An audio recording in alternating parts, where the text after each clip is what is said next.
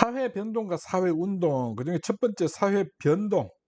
사회 변동의 의미, 인간의 생활 방식, 의식 구조, 사회적 관계, 사회적 구조 등이 총체적으로 변화하는 것을 우리가 사회 변동이라 한다는 것. 이러한 사회 변동의 특징은 사회 생활 전반에 두루 영향을 미치고, 또 속도나 방향의 차이가 있지만 어떤 사회에서든 나타나는 것이 사회 변동이다라는 것. 그리고 최근의 양상은 그 변동의 정도가 빨라지고 있다는 것이 그 특징이다라는 것. 이런 것들 기억하고 있어야 됩니다.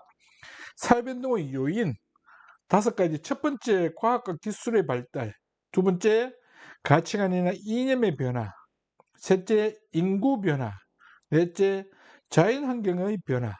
다섯째, 사회 운동. 이런 것들이 영향을 미친다라는 것. 5가지 잘 숙지하고 있어야 된다는 얘기입니다. 사회 변동 이론에 대한 진화론, 일정한 방향성을 가지고 있고, 비합리적인 것에서 합리적인 것으로, 또는 미분화된 상태에서 분화된 상태로 이렇게 주장하는 것이죠. 이것은 비판점은 뭐냐면 태보한 사회에 대해서 설명할 수가 없다는 겁니다. 반면에 순환론은 살아있는 생명체와 같다는 것으로 생성, 성장, 쇠퇴, 해체를 반복한다고 보는 것이죠. 그런데 굉장히 이런 부분에 대해서 쇠퇴까지 설명하기 때문에 유용하지만 예측하는 데 이런 데는 적합하지 않다는 것, 또 인간의 노력, 운명론적인 관점을 취하고 있기 때문에 인간의 노력을 과소평가한다는 비판을 받는다라는 것. 그 다음에 이제 구조적인 측면에서 사회변동을 바라보는 기능론이라는 것은 급격한 사회변동을 설명하기는 어렵다는 이런 비판점 반드시 기억해야 됩니다. 반면에 갈등론은 사회변동을 갈등과 대립의 산물로만 이해한다는 것, 이런 부분 잘 숙지하고 있어야 된다는 것. 두 번째로 이제 사회운동이라고 하는 것이 무엇이냐?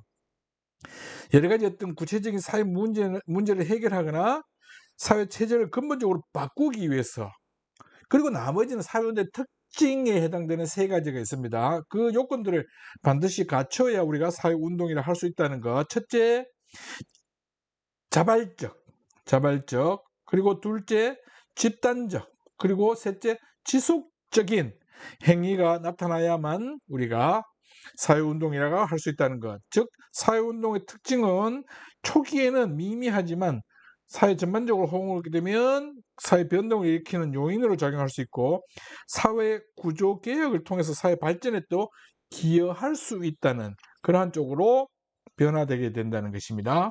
사회운동은 과거에는 주로 이제 경제적 불평등이나 노동 문제 해결에 초점 맞췄다면, 현대는 시민들은 다양한 요구를 충족하고 대안적인 가치를 제시한다는 점에서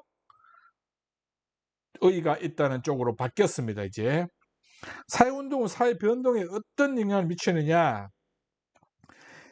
구체적으로 사회가 발전적인 방향으로 나아갈 수 있도록 해주고, 사회운동이 바람직하지 않은 목표나 이념을 추구해서 공익을 저해하거나 공동체 삶의 위협을 가져올 수도 있게 됩니다. 그래서 사회운동이 제하는 목표, 이념, 구체적인 운동 방식, 사회 구성에 미친 영향들을 비판적으로 우리가 고찰할 필요가 있다는 것, 이런 내용들을 숙지하고 있으면 크게 어려운 점이 없다라는 것.